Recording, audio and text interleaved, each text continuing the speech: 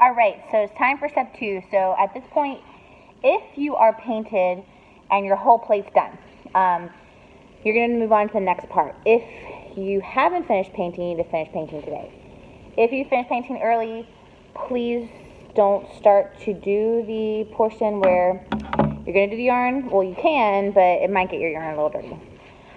So one thing you want to check on is making sure that all your slits have a cross. Like I'm looking at the back of my plates, and now that I've painted it, you can see my slits. But I'm noticing in this section I'm missing one. So remember, you need to have one cut across the other. So just do a little visual check. And since I realize I missed that one, I'm going to cut that guy real quick. So what you do is you're going to get some yarn. And for your first yarn piece, you want to kind of keep that ball with you because you want to fit the whole thing. So what you're going to do is take your plate on the back and find one of your slits, and you're going to just hold that down right there, okay?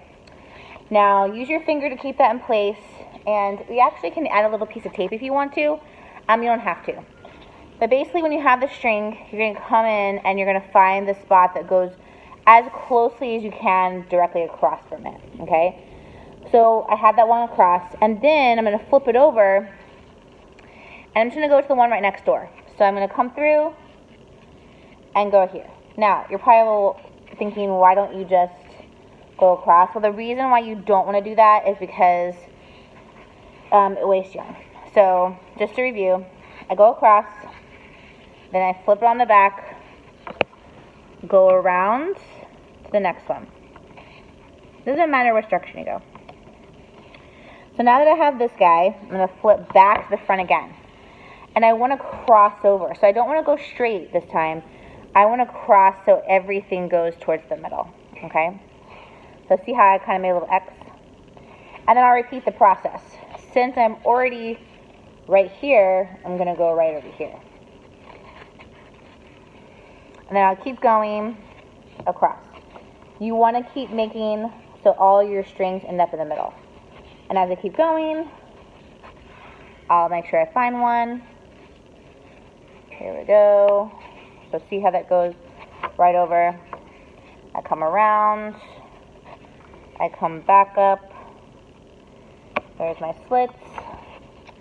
And then, oh, look, I'm done. So you should have something that looks like this. When you're done on the back, you just want to cut this. Well, I usually would cut a good bit. Cut like a lot off. And then you can either tape it, or what I like to do is I like to tie this together. Okay? You can choose. You can tape or do either one. Now, once you have that, then you're ready to start weaving. Okay? This is when you're going to come in, select another color. And yesterday or a couple days ago, I had some friends cut some strings for me. But basically, when you get a piece of yarn, you want to make it as long as your arms. Okay? And then you'll start the weaving process. Which, if you get to this point, I'm going to have you pause and have you watch another video. But I kind of anticipate that everyone's going to be at this and then stop here. Okay?